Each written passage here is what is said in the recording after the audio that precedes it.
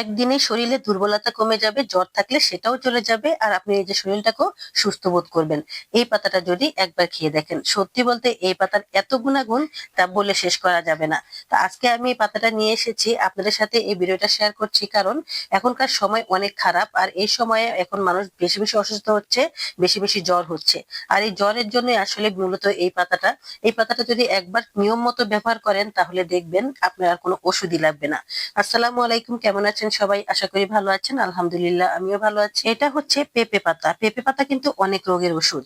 কিন্তু এখনকার সময়ে যে মশার কামড়ে যে জ্বর হচ্ছে, বাচ্চাদের হচ্ছে, বড়দের হচ্ছে, তখন কিন্তু এই পেঁপে পাতাটা অনেক উপকার করে। আর এই পেঁপে পাতাটা কিন্তু একবার যদি আপনি খান তাহলে দেখবেন শরীরে অনেকটাই সুস্থ বোধ করবেন আর শরীরের অনেক দুর্বলতাও কমে যাবে। এই পেঁপে পাতাতে কোনো সাইড এফেক্ট নেই। এটা আসলে এমন একটা পাতা, এখানে অনেক রোগের ওষুধ লুকিয়ে আছে।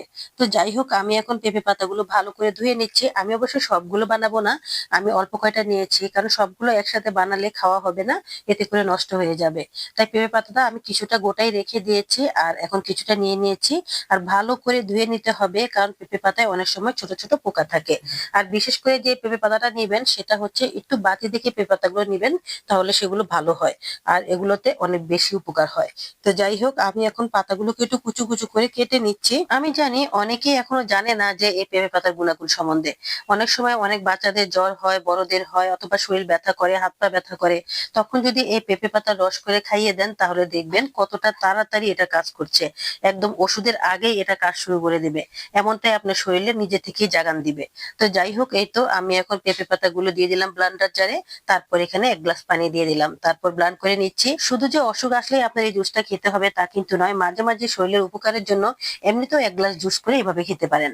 তাহলে দেখবেন শরীর অনেকটাই সুস্থ বোধ করবেন আর শরীরটা অনেক চাঙ্গা থাকবে, কোনো রকম দুর্বলতা থাকবে না। আমাদের শরীরের অসুখগুলো আল্লাহই দেন, আবার এগুলোর ওষুধ আল্লাহ দিয়ে দিয়েছেন, কিন্তু আমরা এই বুঝি না। আর না বুঝে আমরা অনেক ধরনের অ্যান্টিবায়োটিক ওষুধ খেয়ে ফেলি, এতে করে আমাদের শরীরের অনেক ক্ষতি হয়। হয়তো বা একদিকে ভালো হয়, আবার অন্যদিকে কিন্তু আমাদের ক্ষতি হয়ে যায়। তো যাই হোক, এই তো এখন আমি রসগুলো নিয়ে নিয়েছি আর যে পাতাগুলো আছে এগুলো এখন আমি ফেলে দেবো। এগুলোর আর কোনো দরকার নেই। আমার কথা বিশ্বাস না হলে আপনারা খোঁজখবর নিয়ে দেখতে পারেন, কারণ এই পাতাটা কিন্তু খেয়ে আমি অনেক উপকৃত হয়েছি, আমার বাচ্চারা অনেক উপকৃত হয়েছে। এই তো এখন আমার জ্বর, তারপরও আমি এই পেঁপে পাতার রস খাচ্ছি, এতে করে আমি অনেকটাই সুস্থতা বোধ করছি। তো যাই হোক, এখানে আমি আর একটু পানি দিয়ে দিয়েছি, আর একটু পাতলা করে নিয়েছি। আর তারপর দিয়ে দিচ্ছি এখানে মধু। এখানে কোনো রকম চিনি ব্যবহার করা যাবে না, চিনি ব্যবহার করলে উপকারের বদল অপকারী হবে। তো যাই হোক, এখানে আমি মধু নিয়ে নিয়েছি, মধু 1 চামচ দিয়ে দিলাম। আপনারা চাইলে আরো বেশিও দিতে পারেন, কোনো সমস্যা নেই। কারণ এই পাতাটা ভীষণ তিতা হয়, তিতা বাচ্চারা একদমই খেতে চায় না, তাই অনেকে মধু মিক্স করে খাওয়ায়, তাহলে বাচ্চারা একটু মজা করে খায়। তো যাই হোক, এখন মধুটা মিক্স করে দিয়েছি আর এবার আমি গ্লাসে ঢেলে নেব। আর কোনো কাজ নেই, এতটুকুই কাজ। আর এইটুকু জিনিস যে এত উপকার হয় সেটা আপনি ভাবতেও পারবেন না। আপনি যখনই খাবেন 1 ঘন্টার ভিতরে এটার ফলটা পাবেন, সত্যি বলছি। তো যাই হোক, এই তো আমি এখন গ্লাসে ঢেলে নিচ্ছি। মাঝখান দিয়ে আরেকটা কথা বলছি, যখনই আপনি বানাবেন একদিনের জন্যই বানাবেন।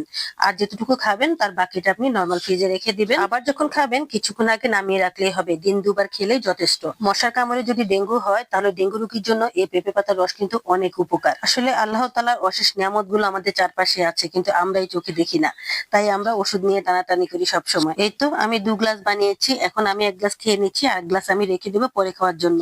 তো ভালো থাকবেন সবাই, আজ এই পর্যন্তই। আবার আসবো নতুন আরেকটি উপকারী ভিডিও নিয়ে, সে পর্যন্ত পাশে থাকবেন। আল্লাহ হাফেজ।